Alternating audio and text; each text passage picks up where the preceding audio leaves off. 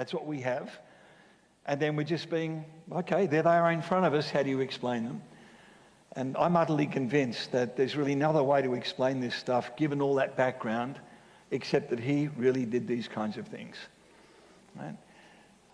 It's not as if there are all kinds of different people doing different bits and pieces. It's a pretty flat scene, and then there's Jesus around whom all these mind-bogglingly and staggeringly different materials are happening. Even inconceivable stuff, but amazingly, it's all coherent in him. I think that's pretty extraordinary. And I think I challenged you, first of all, well, it was a bit bracing, I admit. I think I defied you. Is that the word I used? I defied you to explain how this could simply come out of the flux of the first century world. Now, that was a bit bold, a bit punchy, recognise that. More temperately, I just see no other way to explain this unless the kinds of things it talked about actually happened. And that was the assertion, right? And if that's true, then, wow, everything's going to change. Which brings us to tonight's session. So, next slide. Some years ago, I was in the United Kingdom, and I've been invited by Scripture Union to go do some stuff with them. And I had a day off, and they said, oh, look, we're putting on this, we've run this film competition. Anyone can apply as long as they come up with a script that's based on Scripture. And the guy who'd won it wasn't a Christian, but he was doing some stuff based on Scripture. It was really interesting. And they said, would you like to go? And I said, oh, sure, I'll go. But it was out in Wales, so it's a 2-hour trip there and back. And anyway, a guy turns up, and that's not him, but he was a limo driver. The limo wasn't quite as fancy as that. He used to be an IT consultant with British Aerospace, so a pretty cluey guy. And we jump into the car, and we've got a 2-hour trip ahead of us, and we get chatting, and he starts to talk about his family, and it's amazing. And the stuff he begins to share with me, I'm thinking, whoa, right? But right there, and he also loved restoring World War II German vehicles, so it's kind of interesting to me, and all these different things. And then he said, so what do you do? Okay, how do I answer this? Conversation stopper. And I said, well, I'm interested in theology, which is not really true, strictly speaking. I'll explain that a bit later. But most people get that. And design. And he just kind of did this double take, like, how do those two things fit together? Right? You might think that as well. I'm convinced they do, powerfully. And he just kind of looked at me and he said, well, you know, I just need to say something here. Yeah. He said, I'm an atheist. Okay. And I don't believe in God, and especially your God. Right? And he said, not only that, I think religion's caused all the trouble in the world, and you Christians are the worst. He said, don't want to fight, just saying. So I said, okay, well, look, I know Christians can behave badly. Sure, we have, right? Just not sure that's the whole story. And he said, well, hang on, what about Constantine? Then we talked about that a bit. Well, what about this? We talked about that. And after about 15 minutes, I said, look, I don't want to dominate this conversation. No, we need to keep talking, he says. So we talked for another 3.5 hours. There and back. And he's just sitting there going, this is incredible. I really haven't heard this kind of stuff. When we get to where I'm going, which is a little place, Burford. Anyone know Burford in the Cotswolds? Great, beautiful, beautiful place. Where my friends live. He gets out of the car, walks around, and he grabs my hand with 2 hands, and he says, mate, you completely fried my brain. Which I think was meant to be a compliment. I still haven't quite worked that out. And then this atheist, who doesn't like gods, especially my God, and especially Christians, put his finger in my chest and he said, you need to make a documentary. People need to hear this. And that was staggering, but I think what happens, he had this view of God where God was this nasty, cranky old thing that wasn't interested in life at all. And what staggered him was he discovered that all the things he loved actually came from the God in whom I believed. And it just flipped his world, right? So some of you were here in the question time this afternoon. You're talking about evangelism. Right? There's different ways that can happen. You just start in your conversation with people and just see where it goes. And I mentioned, this afternoon, you don't have any trouble talking about your sports team. Just learn to be as comfortable talking about Jesus. Because if you're feeling defensive, people will pick that up. We're designed to do that. So you really have to get over that stuff. Right? And that's what I've been hoping to do over this weekend is, first of all, you've got nothing to worry about in terms of the historicity of the Gospels. Right? It's not mathematics, but it's a very strong historical case. So, don't sweat it. What I'm going to argue tonight is that the gospel's already won in many, many respects. Right? Unlike the first century, when they had to start off in a world that in all kinds of ways was against the gospel, you live in a world that's been so shaped by it we don't even know anymore. Okay? So that's what we're into now. Right? So next slide. We've had two sets of talks. We talk about why you can trust the gospels. Tonight, why the gospel has already won. Now, that might seem a little strange to you.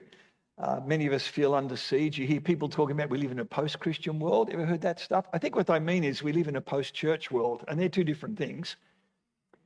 And it's easy to understand why, if you look at it from our perspective. If you live in the West, you might actually talking to church.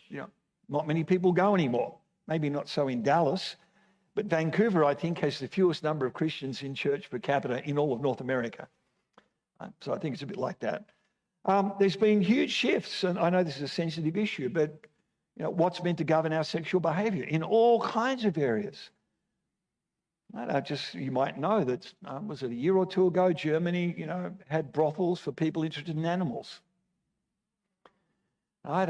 And it's going to get hairier, I think. Right? It's just, people have some really interesting, we won't go down that road.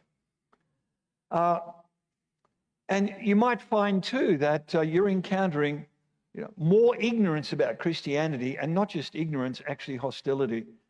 There's a young guy in our church who's training to be a teacher. This is back in Vancouver. And he says in his student teacher classes, they basically think, some of them, that Christians are completely beyond redemption. We're just hopeless cases. That's pretty scary stuff. You know what happens when you start thinking people are in that situation, then you just dispose of them. Now, I think to be fair, we have to admit that some of that is our own fault. And, I could have a list of the things that we've done badly. That's not very helpful. You probably don't need reminding from me. And it's all a bit too familiar and too depressing. So I might just let that go through because you already know it, says he. Phew. Right? But I think it's fair to say, too, the gospel hasn't been helped by the horrific child abuse we've seen. Right? And then, that's one thing, but to try and cover it up.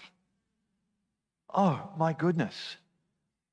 And, of course, it's Jesus who cops one over that.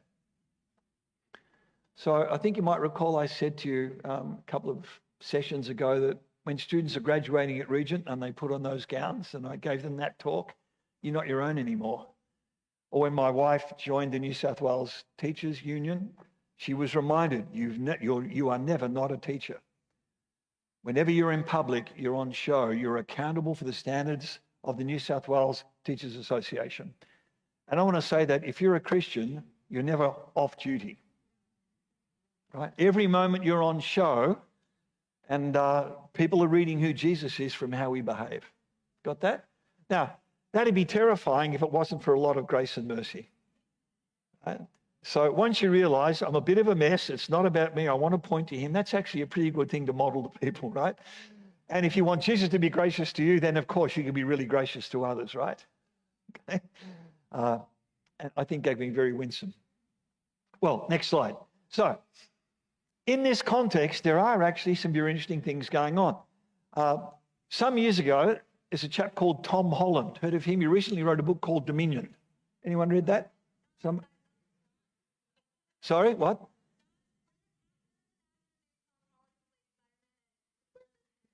Oh, okay. No, this guy's an English author. Okay. So, all right. Okay.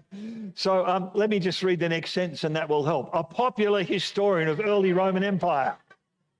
Hence the picture. All right. There's a connection between the image and the name, just in case you missed it. He wrote a piece for a kind of a semi-left-wing English political magazine called The New Statesman, and it was entitled Why I Was Wrong About Christianity. Even finding that in that particular magazine was a surprise, let alone from Tom Holland. And so Tom goes on to say that when he was a young boy, I'm just opening my clock here so I don't keep you all night, there we go. He was obsessed with dinosaurs, weren't we all? And he found them glamorous, ferocious, and extinct. Well, as he grew up, that love didn't leave. It just evolved into loving the ancient Greeks and Romans, who were also glamorous, ferocious, and extinct, right? And especially compared to the God of Israel. He'd gone to an English kind of public church school, and he just thought the God of Israel, with all of his rules and condemnation of other gods, oh my goodness, Apollo, Athena, Dionysus, they were far more charismatic. They enjoyed themselves. And he said, if they were vain, selfish, and sometimes cruel, it only made them look like rock stars. Yeah. So for him, he said, Christianity had ushered in a dark age of superstition, myth, and po-faced puritanical killjoys. What a great line. Don't you like that? Po-faced puritanical killjoys. Who drained all the colour and excitement from the world. Wow. But apex predators in children's books are one thing. But you've seen the movie. A living, salivating Tyrannosaurus Rex 6 feet in front of you is quite another. And Holland discovered the more he immersed himself in the ancient world, the more alien and disturbing he found it. The Spartans trained their elite young men to roam at night killing uppity peasants. Right? Imagine living in Dallas, and if you're not in the elite part of town, people can come into your house and just kill you. Just do that, right? On a regular basis. You imagine? It's inconceivable, isn't it? Okay? We'll talk about why it's inconceivable. Julius Caesar slaughtered 1 million Gauls, enslaved another 1 million more, filling his own coffers with the proceeds, and left 250,000 families with neither home nor hearth to face the coming winter. And this is the 1st century. Population then a lot smaller. And here's the thing. Apart from a few isolated Roman critics, no one really cared. Now today, one smart bomb goes astray and it's in all the newspapers. What changed that? But it wasn't just the cruelty and the endemic violence and callousness that concerned Holland. What really concerned him was the complete absence of any sense that the poor or the weak had any value whatsoever. Now, try and get your head around that, and it's almost impossible. I mean, you live in the United States, America has its problems, we know that. Canadians like to remind you of it. But the truth is, a lot of the people who come to Canada have come to Canada to cross the border and come south, right? So it can't be that bad, okay? Well, we've all got our issues, I get that. But that kind of world, can you imagine? Next slide, please. So as Holland recognized, when Paul, whoops, that's too many slides. Let's go back one. Now just press the button. Thank you. There we go. Okay. When Paul declared, we preach Christ crucified, and that's who that is. That donkey-headed figure on a cross is the Jesus you love and serve and are worshipping tonight. That's how he was seen in antiquity. In the inscription, you can all read Greek, but I'll just do it anyway. Right? Alexamenos worships his God. Right? Alexamenos sebete theon. Right? And it's mocking this guy. Right? That was their attitude.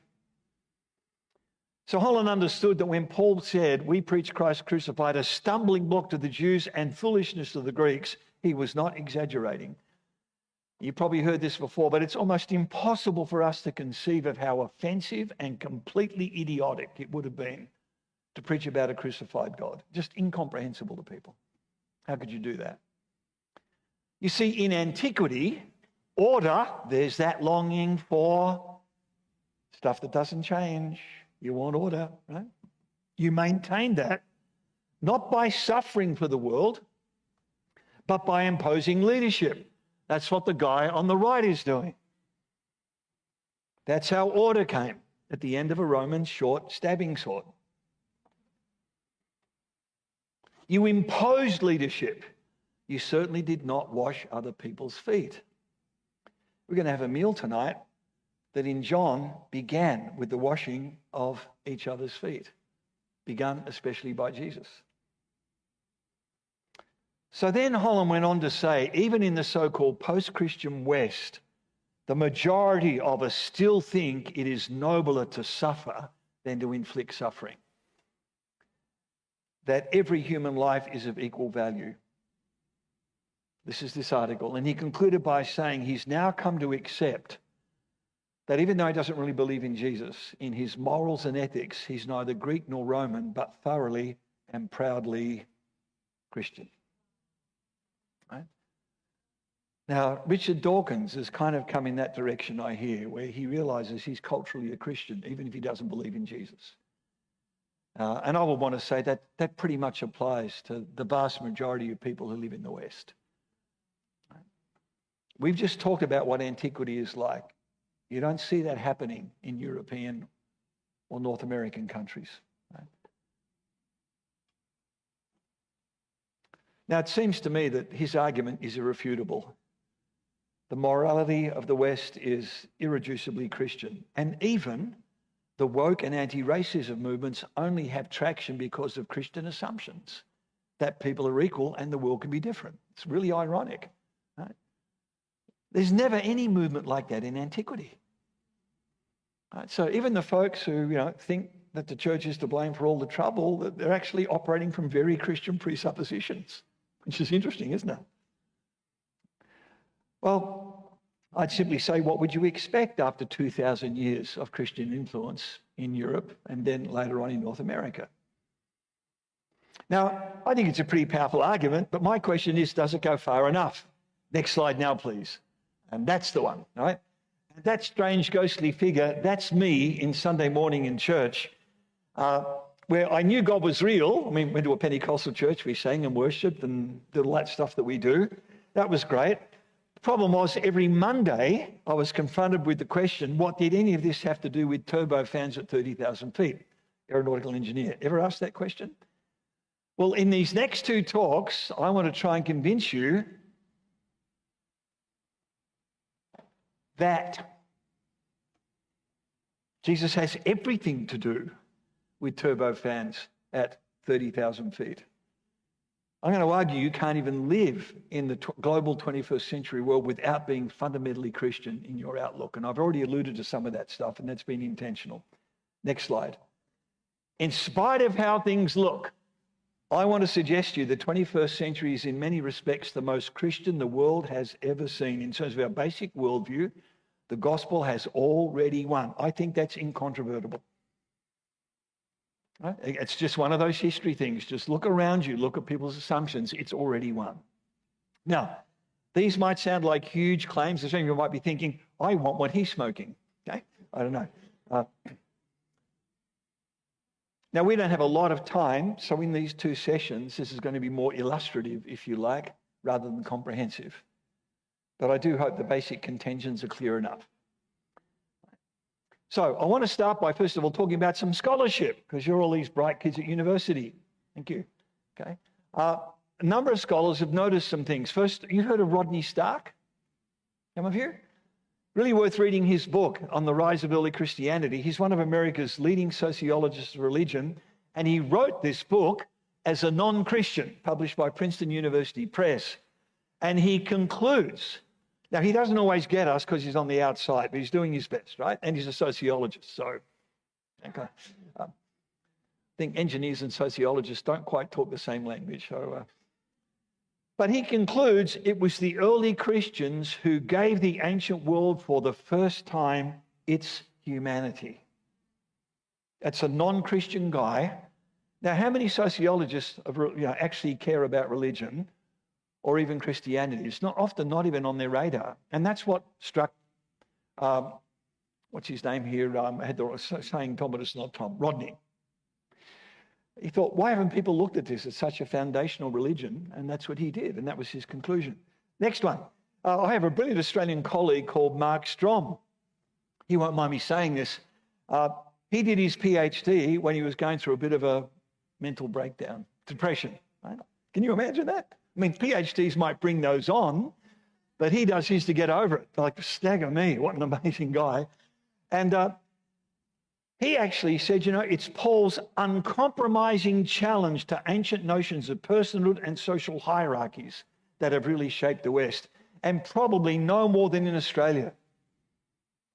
And if you go to Australia, we don't have a lot of stock around people who think they're smarter or cleverer than other people. That's partly as what informed that antipathy toward that tennis star who thinks he's kind of above the law for everyone else. And don't do that with Aussies. They'll give you, if they don't punch you in the face, they'll kick your legs out from under you or something as kind. Right? Now, that's not a healthy thing in some ways. But then Ian Scott, next slide, a former student, he actually pointed out how Paul championed historical experience as a way of knowing, we've been talking about that, over against Hellenistic philosophy or theology. That's what Collingwood's picking up on. Larry Hurtado, next slide, a former Regent prof, and can I say a good friend. He recently reminded us of Christianity's astonishing achievement of ridding the world of the gods. How many of you have little gods on your mantelpiece at home? Right? All over the ancient world.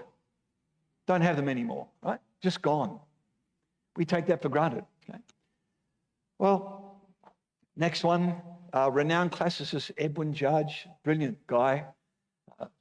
Edwin, he's been in the ancient world for 70 years. It kind of looks like it, doesn't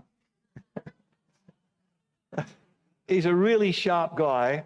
And, his thing was, because he knows antiquity, a lot of us biblical scholars, we tend to go to the ancient world on tourist visas for 30 days and we take selfies of ourselves in front of monuments that vaguely remind us of who we are, right? And he's lived in that world. He really knows it. And he says it's not just morality. How we understand and even structure the world has come from the gospel. And we're going to cover more of that in these next two sections. So I owe a lot to the guys that I've just mentioned here. So consequently, next slide, please.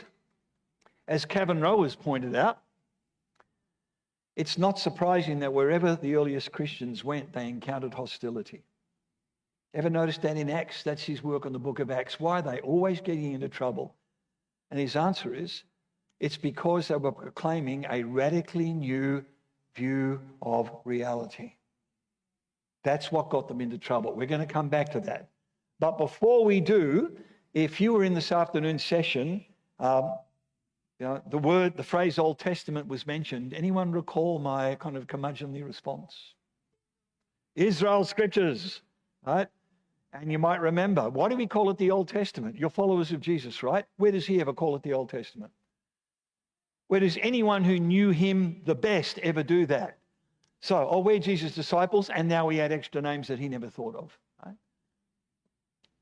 They didn't see it that way. These are the abiding words of God. So, Israel's scriptures really do lay the foundation for this. Entirely against the grain of the ancient world. Next slide, please. I'm just trying to make sure that I've got this all sorted out because you never know with me. Okay. It's laying some remarkable foundations. Next slide.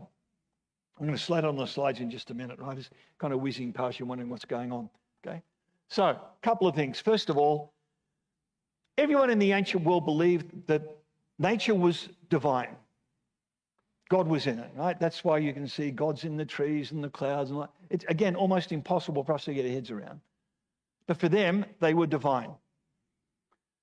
And it's staggering that almost entirely against the grain of ancient Near Eastern, Israel's ancient Near Eastern neighbours, Genesis kind of nonchalantly disenchants the entire cosmos, asserting that creation is not divine. It's just stuff. Now, you have to think about that. Where did that come from? That's such a radical idea. Same kinds of questions we asked about the Gospels. How do you explain that suddenly coming?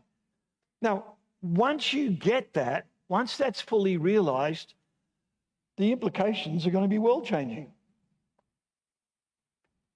Once you no longer fear creation, you know that language about the sun will not burn you by day and the moon by night, that's not talking about you're going to develop special sunscreen or something like that. They're terrified of these things because they think they're deities. And Israel says, no, they're not. They're just stuff, and they're there to serve you, not the other way around. So once they're no longer feared nor worshipped, and do make no mistake about this, there is nothing faintly romantic about a culture that fears or worships nature. Right? Nature truly is red in tooth and claw, and you worship that, and guess what your culture will end up looking like? And we wonder why there's so much violence in antiquity. So I'm all for caring about creation, but you start worshipping the creation, you're going to be in serious trouble because you'll end up looking like it, and you don't want to do that. Freed from those fears or that desire to worship, creation now becomes something to be studied and understood. Point we made this afternoon, what is creation according to Genesis? It's good, not perfect. We're going to come back to that in a moment. That is a staggering distinction. I mentioned it a bit last night. We had some time this afternoon to talk about the implications of that. Then, almost to the word of prophetic promise, what does it claim? That creation was intended for flourishing. Now, you need to realize why I said prophetic promise, because for most people in antiquity, that was not their experience. Most people are struggling to survive, and yet Genesis has this picture of a world that's designed for flourishing. And for everybody, not just for a few elites at the top of the pile. Maybe even more radically, it was clear from the Torah that Yahweh was not human. Most of the gods are images of ourselves. The Greek gods, they're just Greeks on steroids. Right? And super steroids. You know, all the stuff that characterizes Greek culture right there in these gods. That's not Yahweh. So although Yahweh is emphatically a person, he's not a larger, more powerful version of ourselves, and we should be grateful for that. And finally, far from being relatively uninterested in human affairs, which is how the gods were mostly, they didn't even care about human beings. Occasionally they'd muck about and poke the possum and, see what happened when they did that. They'd fight each other over those kinds of things, but, just keep them happy with sacrifices. They didn't really care too much. Israel's Yahweh was very different. He was deeply interested in how we behaved, especially how we treated one another and his creation. You won't find that in antiquity. He much preferred mercy to burnt offerings, and he didn't really need them anyway. So the gospel doesn't just come out of the blue. It's already part of this bigger picture. Next slide, please. Right? And where this difference really begins to hit the fan, where Israel's living against the grain comes to a head, is in this clash with Hellenism in the 2nd century BC. There's those Hellenes again. Right? They've cropped up a few times, haven't they? Next slide.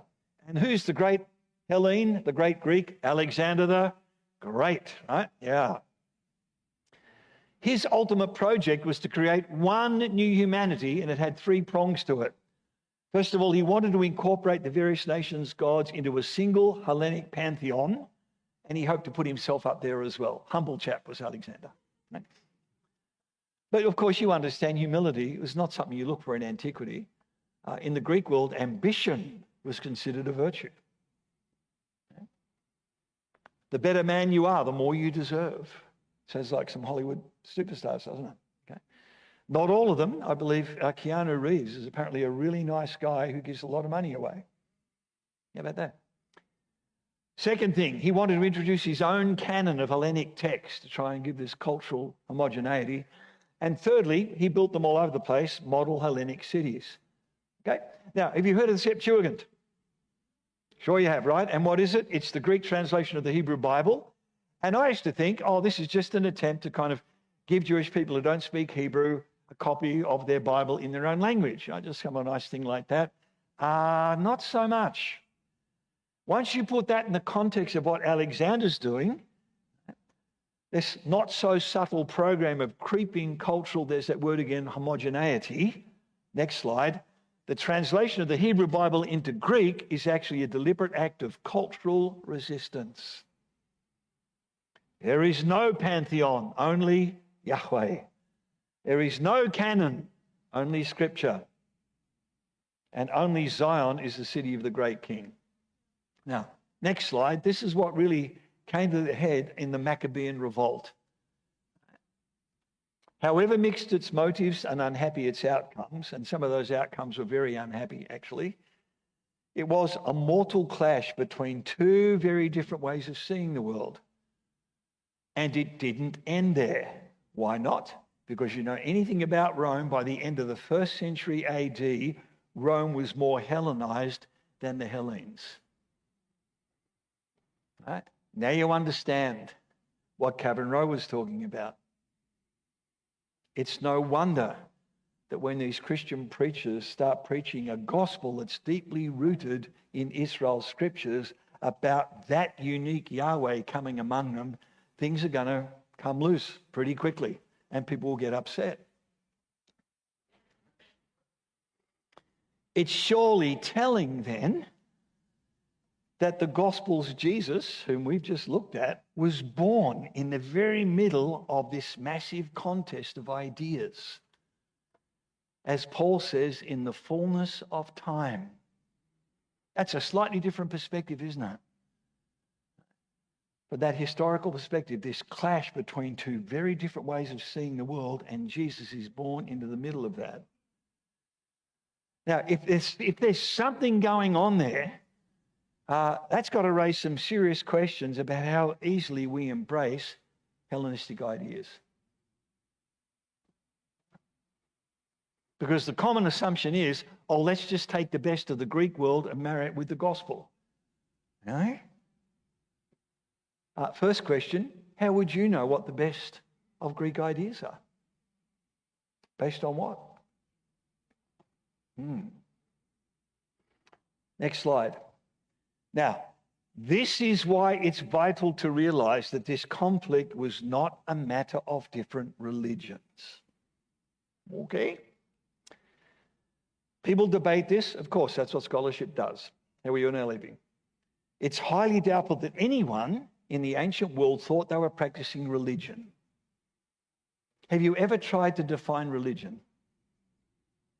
I think it's impossible to do. Once you think you've got it, it falls apart. That's the first thing. Just try and define the term, and then you can find something in an anthropologist somewhere, oh, that's religion, and it doesn't fit the definition. It's a lot more difficult than you might imagine, even though we use the word all the time. Oh, religion, religion, religion. Hang on, stop. Explain that to me. And what you probably mean is Christianity. Well, hang on. That's a little, hegemonic, isn't it? There's a lot more other things going on out there other than Christianity. How do you actually define this whole thing?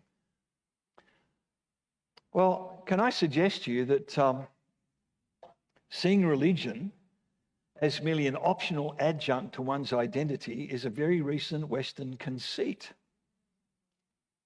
People in the 1st century weren't being religious. They were just being Roman or Greek, Egyptian, Jewish, and so on. And all they're doing is appeasing their ancestral gods. That's as much a part of who they are as their family, ethnicity, culture, eating pasta or feta cheese. That's just what you did. It's not an adjunct to who you are. It's exactly who you are, what your forefathers passed down to you. And I hope you realize that that's one of the reasons why people were so antagonistic towards Christianity. Jesus wasn't really the problem. Right, when it really hits the fan, and then it's written about, there's a Roman emperor who talks about this, Galerian. He makes it very clear what the problem is. The Christians invent laws for themselves. That's what gets them so angry. Because you're meant to honor the traditions of your ancestors. You see, they have no notion of the individual you doing your own thing. Inconceivable to them. You're a Greek, you need to live like a Greek. So they'll let the Jews be Jews, even though they're not sure what they think of them. But what happens when a Greek decides he's going to start doing some stuff that doesn't look Greek? And that means no longer carrying out the appropriate rituals to protect yourselves from these ancestral deities who can get upset very easily. Right? You see that? And it's just upset because you go to church. So this is a massive cultural separation going on. You're seen as betraying what it means to be human. That's how they describe them. Christians are haters of humanity. Well, now you understand why some of it gets so ferocious. The gospel was never simply a matter of merely removing the name Zeus from some building and sticking up instead the name Yeshua. It was never that. And even if the ancients could never fully articulate it, they sensed the profound threat, and they were right. Because as we'll see, the gospel mounted a fundamental challenge to the entire social fabric and substructure of antiquity. Now, you've got to hear that. Okay? That's hard for you in Texas, where everyone is nominally a Christian. And I'm not blaming you for that. Don't feel bad about that. I'm not judging that in any way. It just makes it almost impossible. You've got to get this, right? Try and be Christian in the Islamic world, in a particularly on a tight Islamic state, and you'll get a better sense of what this meant for them. Okay? Now you understand why the Thessalonians responded like they did. These people have been turning the world upside down. Have come here too in Acts 17, right? And they don't like it. So can I suggest to you, as Kevin Rowe points out, this is a life and death struggle between two very different ways of seeing the world. Not religions, but radically and profoundly incompatible grammars of life. That's a beautiful phrase. I much prefer that to religion, a grammar of life. Why grammar? Well, you know, if you've done any English lit people here, just as I am without one plea, but that Shakespeare. Oh, one over there. Thank you. Very good. Yeah. Well done, you. You know, stories, treatises, and poems, they're surely more than grammar, but they would nevertheless be impossible without grammar. Grammar enables us to frame, clarify, and communicate our thoughts. Its structure facilitates our creativity and personal agency. Without that, there wouldn't be either. The gospel, as I think John's gospel so well understands, is God's grammar for living out his eternal life in creation. It gives you the framework for being who you are and for being able to be creative within that. Now just hang on to that thought. We're going to see where that develops. I think from the standpoint of history, as surprising as it might sound, I think the gospel was designed to overthrow antiquity. And that in the first century meant Hellenism. Why would that be necessary? Well, we've talked, haven't we, in that first session, where did reason lead that Greek world? Hierarchies, oppressiveness, racism, misogynistic, justifying slavery. Few people at the top, everyone else was trash, without any hope of change. It never went anywhere. You want that world? You want to live in that? Apparently, neither does God. We warned you about the danger of relying on human reason alone. We know what happens when you do that. That's where the culture goes.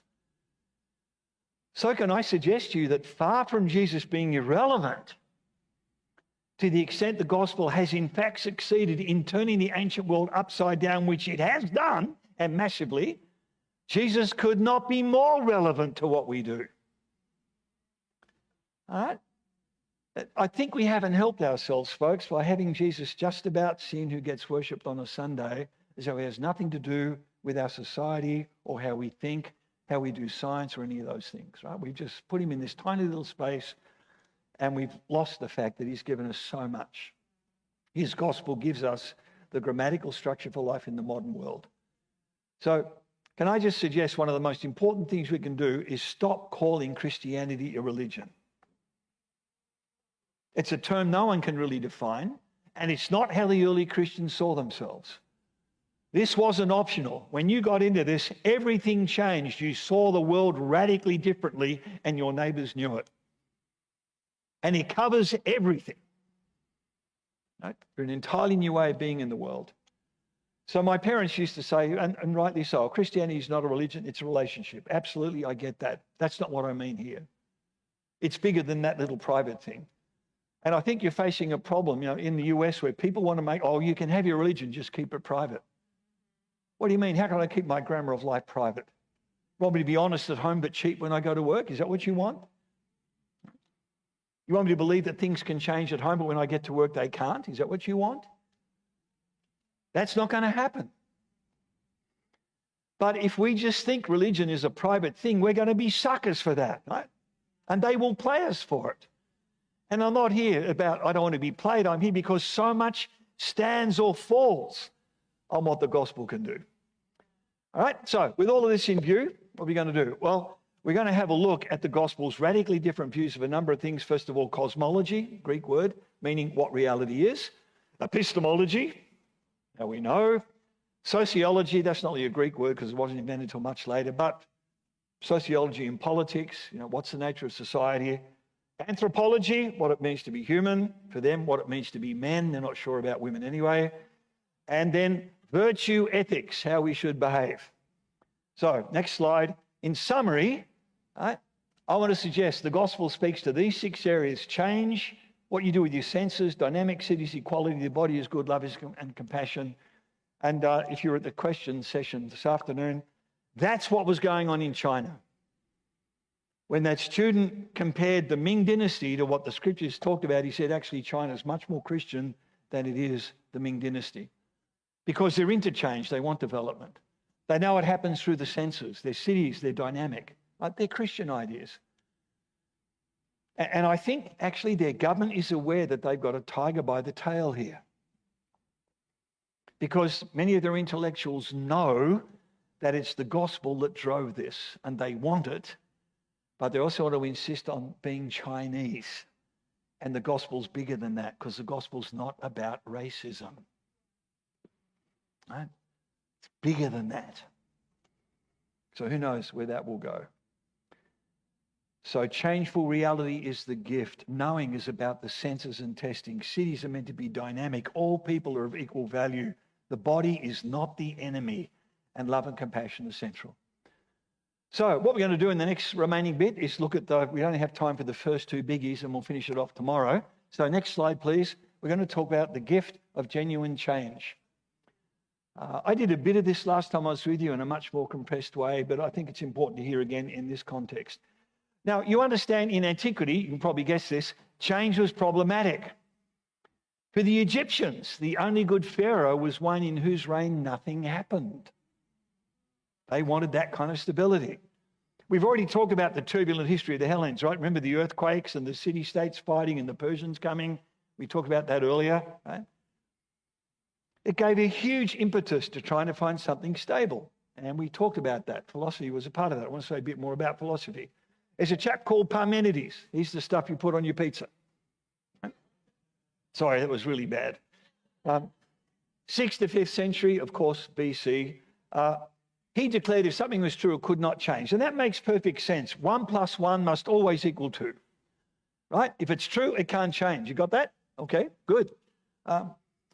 If that's the case, if something changed, it must not be true. And for them, step further, if it wasn't true, it wasn't real, at least not in any fundamental sense. So the truly real was unchanging and therefore perfect. And when they looked around them, they saw that in the heavens. And what's the Greek word for the heavens? Cosmos, which is what half of you are wearing on your face tonight. Right? It means ordered and beautiful. Right? You're wearing it, right? Cosmetics comes from cosmos. Did you know that? Right? That's what you do. I know. I've seen you in front of the mirror bringing order, beautifying, right? The cosmos. Right? And you're hoping the guys around will stop looking at the stars and look at the real star right in front of them, okay? Oh, yeah. You see my big, beautiful, fat Greek wedding or something. Everything is Greek. Is that the one? Kimono, let me tell you, it's Greek. Now, they realized that things change. They're not daft. A guy called Heraclitus around about the same time, he said, look, you can't step into the same river twice. He's right? You step in once, the water's downstream. Second time, different water. Okay, he got that. So this creates a problem. How can both be true? And then a guy called Empedocles, right? These are all names I'm sure you write pop songs about in your spare time. He came a bit later on and he solved the tension that's by saying everything you thought was changed was mere rotation.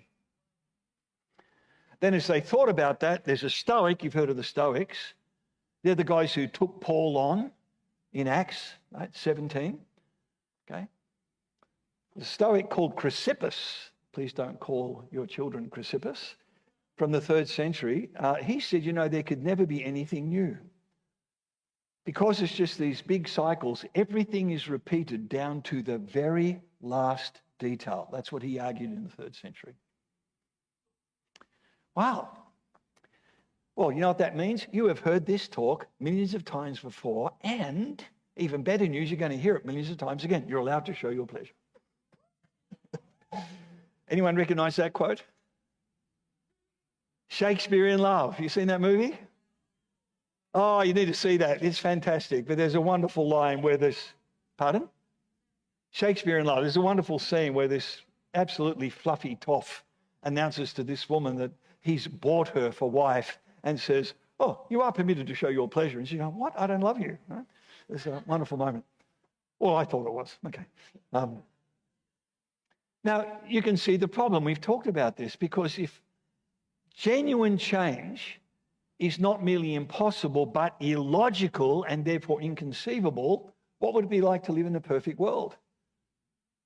It becomes a prison.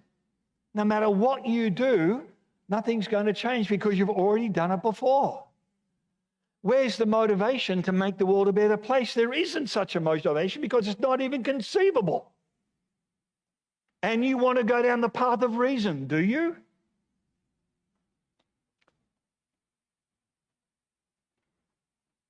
Human agency becomes nothing. Remember, that was McMurray's criticism of Descartes. It's more than thinking. Humans are agents. That was Collingwood's view of history. History is about human agency. It's about actions. But in the Greek world, it becomes minimal. In fact, one of the pagan philosophers' regular complaints against Christians was that we made people far too important. You're basically insignificant.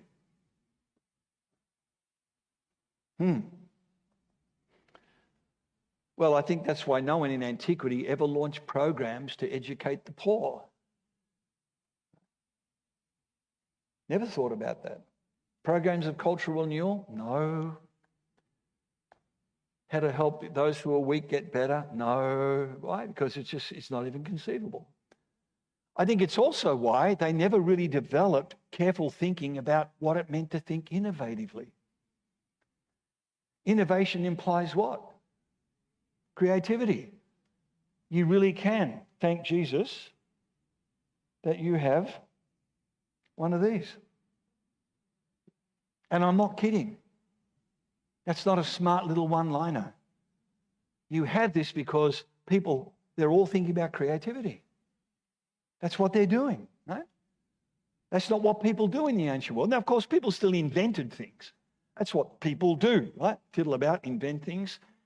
But amongst the people who controlled society, it was just, they were distractions. They rarely applied them practically. They had a steam turbine, did nothing with it because it's just kind of a toy. The real thing was thinking really good, big ideas and lecturing on them, okay? Sounds a bit like someone you might know. That's why invention per se never became the focus of, in the modern sense, serious scientific knowledge. Why? Because that kind of stuff was concerned with things that change. And if stuff changes, it's not real, it's mere appearance. Why would you get involved in that? Now, over against this, the Christians. For them, genuine change was not only possible, it was a gift to be celebrated. Read the Gospels. How often does Jesus invite people into a changed life? Things can change. It can be different. You can be part of a new community. He's calling people to that. And it's all centered around following him. Now, I don't know if you've ever noticed this. We've already talked about creation not being perfect, but good. And why is that? Because a perfect creation, the moment it changes, a good creation, the moment it changes, is no longer perfect in that sense, right? So perfect means it's got to stay the same. But not so for Genesis. In a good world, formed and filled, there's space for flourishing, for growth, discovery, creativity, and consequently human agency and significance. That's what it means to be made in the image of God. Right? And everybody And it's Jewish people writing this, and they describe everyone who's made in God's image, including Egyptians and women. I think sometimes even in modern Christian churches, we forget that. If you're a woman, only this but not that. I have some fairly strong views about that. I should probably leave them be right now. Now, if you haven't noticed this, and it often gets missed, what's one of the great features of early Genesis? Human creativity. You ever notice that? Or are you too busy thinking about the fallen sin? Right? And why do you do that? Because your God traffics in guilt and shame. And that's fine, but he's not the God of the Bible. This God traffics in life that has creativity, opening huge horizons. Right? And that's what you see. Genesis 4, 2, 17, 20 through 22 in that one chapter. And who's doing this? Even those who rebelled. They don't lose that. Whoa. It's not just people who know God who do this. It's just part of being human. Whatever else we do, humans make. McMurray and Collingwood are right. We are agents. We don't just think, we change the world. And our worldview merely facilitates or hinders. We can say a bit more. As far as we know, Paul is the first person in antiquity to speak of transformation in the sense of genuine positive change. That's Romans 12:2. Be transformed by the renewing of your minds. You may not realize how stunning that is, especially given that we live in a world that's so thoroughly Christianized, to try and grasp how radical this idea was. All of our modern talk about innovation, designing for change, creativity, which we take so much for granted, is only possible because of the gospel. And that's Jesus. Wow. Now, I don't know if that's sinking in, but I reckon it's amazing. Woo! Come on, thank you. Right, there's one person going, oh, Holy Spirit, come upon these people. Wake them up. Man, Jesus is not Casper, the friendly ghost. When he came and said it is finished, right, and then along with that, behold, I make all things new, he was not kidding. He meant all things. And our world testifies to that. And I've got a little clip, if I can get it to work, to show you tomorrow, where there's this line, what have we made? That's exactly what the gospel has done. We stun ourselves by some of the things we come up with. Well, second point, done the first one. It doesn't end there. We've talked about change. The second one is using the senses. Now, you see, if the world doesn't change and it's just all rational, you can stay in your armchair and think really clever thoughts about it and hopefully discover the truth that way. Right? But when the world changes, that's not going to work, baby. You actually have to go look at it. Right? You don't know what it is until you actually look at it. A changefully gifted world necessarily changes how we come to know it. So the Hellenes' great achievement, if you like, was their speculative leap that the cosmos can be understood solely through the resources of the human mind. And we noted that, right? The only things in the human experience that don't change are ideas. Because you can never draw a perfect triangle in the real world or a perfect circle. Right? There's always some change about them.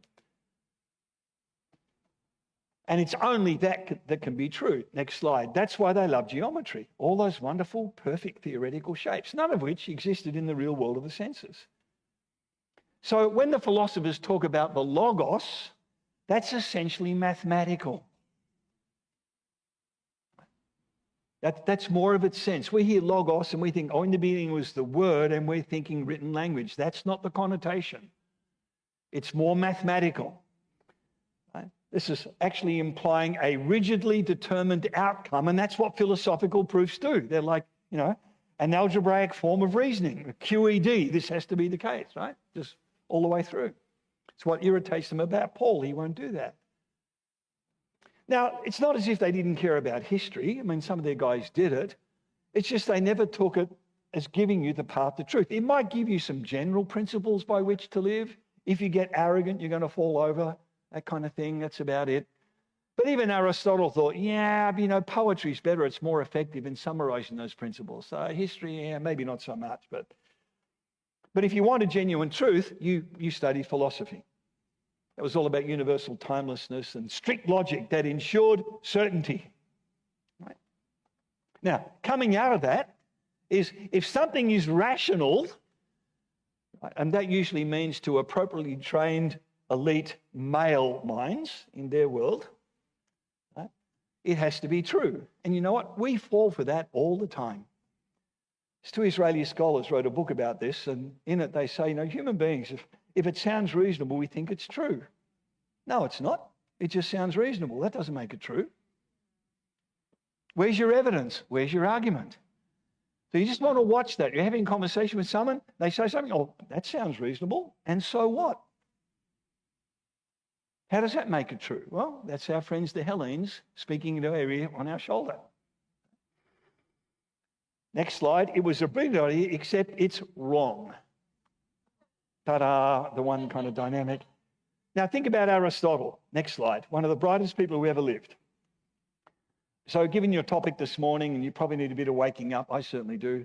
I'm kind of getting exhausted here. And you're all adults, and we had that little introduction at the start of the session, so you know where this is going, right? He was wondering, why it is that men are so superior to women. You'd like Aristotle, right? Half of you. In my notes I think there's an assumption here. Okay? But of course, he's Greek, right? And why is it that men kind of trim, taut and terrific? Well, the answer is loom weights. What are loom weights? See that picture? Every house has them because you don't have, factories that make clothes. So they have a loom. And to keep those lines tight and terrific, you have weights at the end of the line. You know this is going, don't you? Thank you. I'm not going to go any further, right? That's what men have. And that's why we're great and you women are all over the place. Right? And you in your foolishness might be tempted to ask, hang on, doesn't it have something to do with children, maybe? Oh, no. We know where that stuff comes from. You ever seen those guys on the battlefield with their skulls, and they're cloven open and there's kind of that frothy stuff? That's where it comes from. Now, I'm really going to be cheeky, and you probably need to cut this one, right? So the frothy stuff comes from the head, and hence arose the saying, he's a real something head. Did I say that? If my wife was here, I'd be just frog marched out of the building. But I can't resist it. I mean, that's such an appropriate, Aristotle, and we think you probably are, if you think that. But he's a really bright guy. He's really, really sharp, and he can make this kind of mistake. I mean, it's kind of convincing if you're already persuaded that men are, brilliant and women not so much. Well, that sounds great. You're going to buy that. But it just happens to be wrong. Now, a less provocative illustration might be for him, heavier objects, of course they fell faster than light ones. And the reason he believed that was the only way he explained the origin of movement in a universe that started as some kind of singularity. How do you get movement out of that? Well, heavier objects have to go faster than light ones. And it made sense. What's the problem? They don't. Just that simple. All he had to do was walk to the nearby cliffs and systematically test by dropping things to see what happened, which is what Galileo did, right? We'll talk about him in just a minute. He was a bit dishonest there. But you have to say, why would Aristotle do that? Once you come up with an explanation, why would you test a perfectly rational explanation against the changeful physical world? Can you see that? You look at it and you come with your rational explanation. You don't go any further because it's the rational stuff that's true and you don't really trust the physical world anyway. Why would you bother? Now, it would take another 800 years. Now, just think about that. For 800 years, Aristotle says it, I believe it, that settles it, and nobody wanders up a cliff and says, let's see. 800 years. Think on that. That's how powerful that idea is. If it's reasonable, it must be true. Don't believe it. Where's the evidence?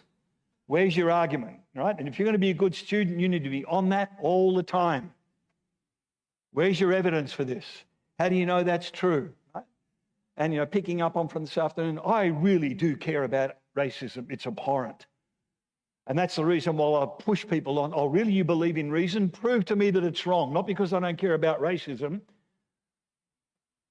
because I know that's not where true humanity comes from. And I don't want to let them get away with that. Oh, you believe that, do you? Okay, so prove it to me. I know who taught me it was wrong. It was Jesus. And I'm prepared to follow him. Okay? So what do you do when you find people who follow Jesus who buy into that stuff? Ooh. Well, the guy who finally proved him wrong was a guy called John Philoponus, whose name means lover of hard work. Oh, that's a good name for a student, isn't it? Any kind of takers here for that? He was a Greek, obviously, but he was a Christian, and he's the first person to ever prove Aristotle wrong by experiment. First person. He's the first guy who actually began to critique the Greek philosophers like Plato and Aristotle. No one did that. They wrote commentaries. No one ever thought to say, what if they're wrong? Philoponus did that. And he did it on the basis of experiment. Right? Christian guy. Why would he do that? Because our Gospels are all about what you can see and touch and handle. That's part of that new Christian outlook on the world.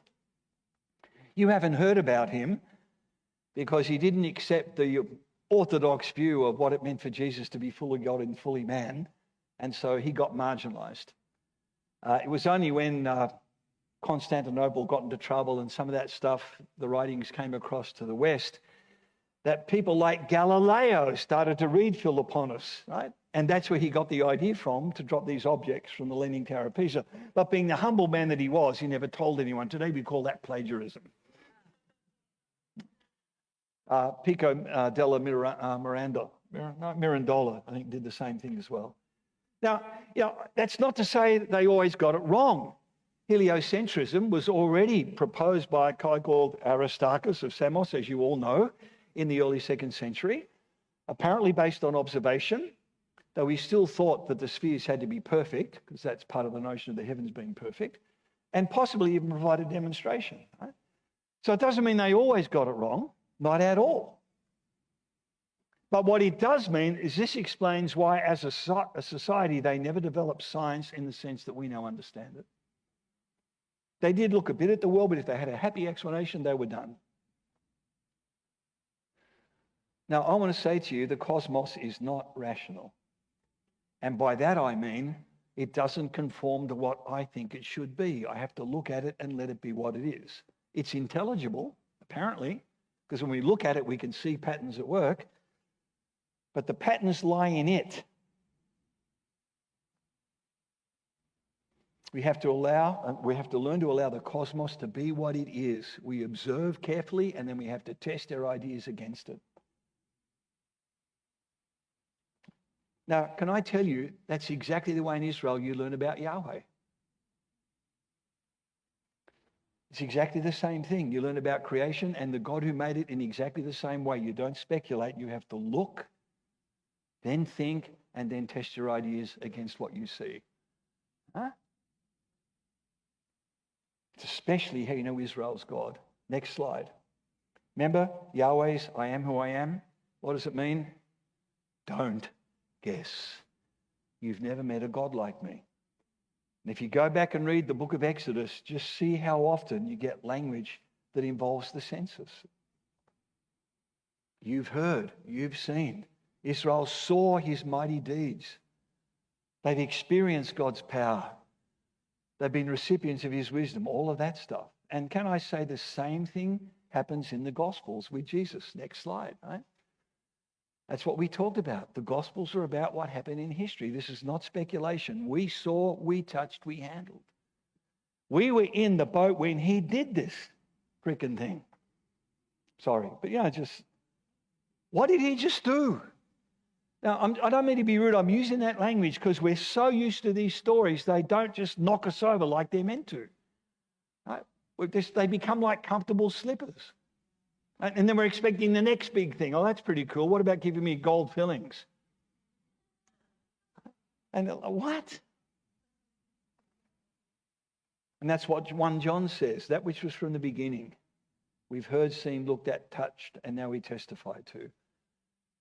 This is not Hellenistic speculative rationality. But nor is it blind faith. And I've grown up with that one. Faith is the evidence of things hoped for. It is the substance of things hoped for, the evidence of things unseen. Yeah, okay, you know that one, don't you? Not. Sorry, almost as good as I don't. That's not what it means. Faith is the language that belongs to rhetoric over against philosophical, logical demonstration. And what it's saying is what we do is not that. But it's not blind. Why do you think you have 4 Gospels? Why do you think Israel's story talks about what Yahweh did? We were at the mountain and we saw this. They saw his mighty deeds. They watched him divide the sea. The same thing in the Gospels. People believed in Jesus because of what they saw and heard. That's evidence. It's just not evidence, it's philosophical proof. It's what you saw and touched. And we've talked about that, how important the physical world is. Remember Croce? Scientific laws, yep, they're fine, but they're pseudo concepts. Doesn't mean they're not true. It means they're not real like the sun, moon, and stars are real. And they're always subject to change because of that. Now, I want to suggest to you that even though the scriptures are about history and personhood, the parallels with science are actually very, very clear because both of them depend on what you see and touch and handle and test. It's just that science deals with the stuff that doesn't change and history deals with the person, but the same basic things. And I think that's why science as we know it and the technological explosion that came with it really only developed in the Christian West and nowhere else. And not because the West is smarter, but because we bought into the gospel.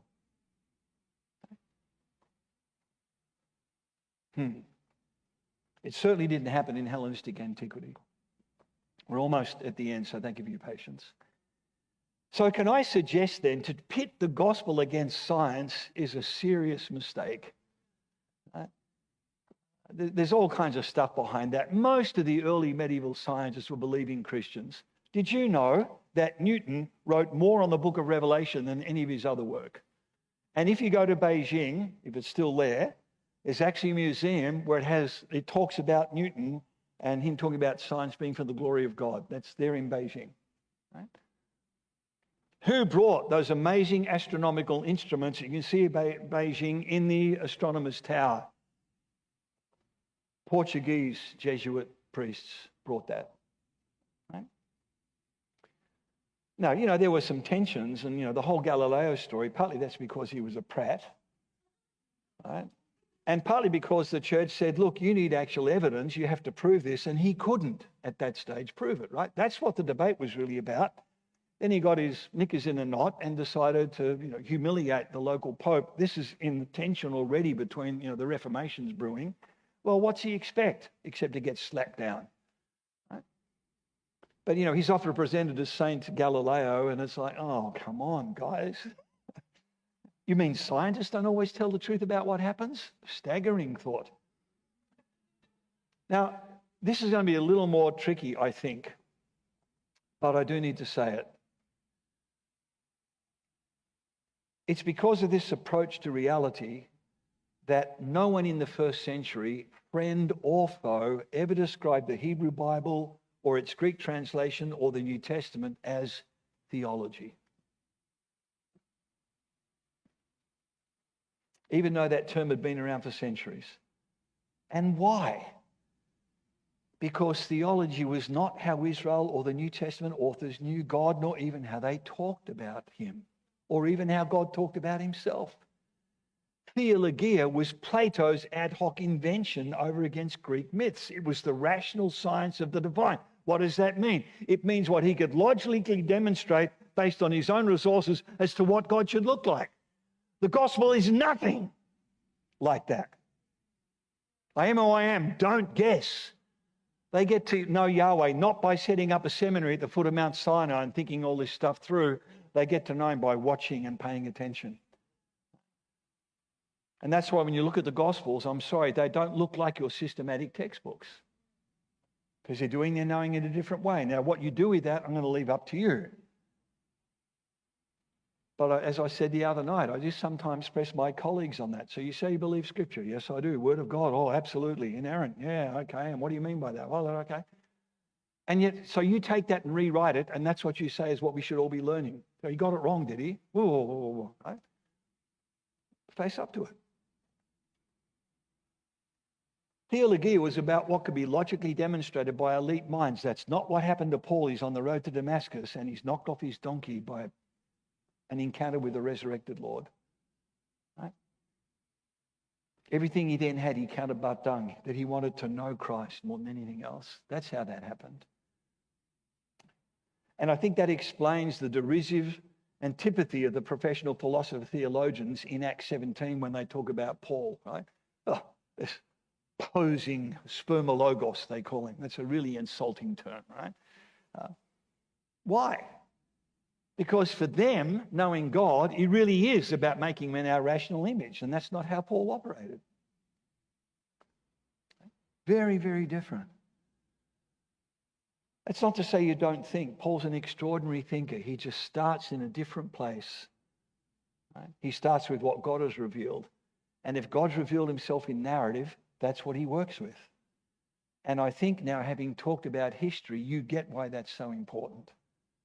There's a reason Paul writes letters, because those letters deal with the history of immediate churches. The moment you start moving back from that, guess what you end up losing? The individual. Right?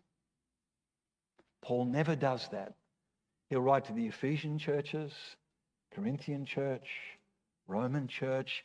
He never loses sight of their particular histories. It's the same God, but very, very different settings. Just because something works in Rome doesn't mean it's going to work in Dallas. It's a different kind of thing. So I think, that this is why Paul says to the Corinthians, don't go beyond what's written. Because there is that drive in us to want to speculate. And you'll often hear the questions, so what was going on when Jesus was young? Or what do you think was happening here? And I've just learned to say, I don't know, and I won't speculate because I could be lying to you. And this is God's word, so you don't muck about with that, right? Let me speak a little strongly. Don't dare fill in the gaps where God hasn't spoken. Don't do that. We don't know if he hasn't told us. Don't go beyond what's written. Doesn't mean you can't draw analogies. When it says, if you don't chain up your ox and it gores somebody, you can't say, phew, I've got a camel, I'm safe. No. That applies to oxen and all other kinds of goring things. Now, yes, you do that, and you see that happening in Scripture, but you don't go beyond that. You don't speculate. I think the problem with Hellenism was that it was idolatrous, and by that, not just that it worshipped idols of stone. It worshipped the supremacy of human reason, and everything had to fit by that measure. And what does Yahweh say? My ways are above your ways. That's what goes on with Job. Job's waiting to get God to come, and at least we can have a face-to-face over this. And as a friend of mine once said in Australia, whatever makes Job think that he's even at the same table. We talked about that too. 3-year-old minds talking to an astrophysicist. Who says we're even in that game? Right. So I think actually the real problem with Hellenism was its devotion to the idolatry of human reason. And that's the very thing that the gospel has to overthrow. Remember the garden? What's the garden story about? You will know and you'll be like God. The Hellenes believed the only thing that humans shared with the gods was reason. I've heard Christians say that. Whoa. Be careful. All right, well, we're done. Last slide. Why the gospel is one, right? So we covered two things tonight. If you believe the world can change and can be better, that's really only a Christian idea, and that came from the gospel. If you believe because the world changes, you have to know it through the senses and pay attention, you got that from Jesus too. That's from the gospel. Okay? So that's it. Grace and peace, and we're going to finish this off tomorrow night. And now I think it's what? Communion. And then it's, no, it's not. I need to go. I've just been, ciao.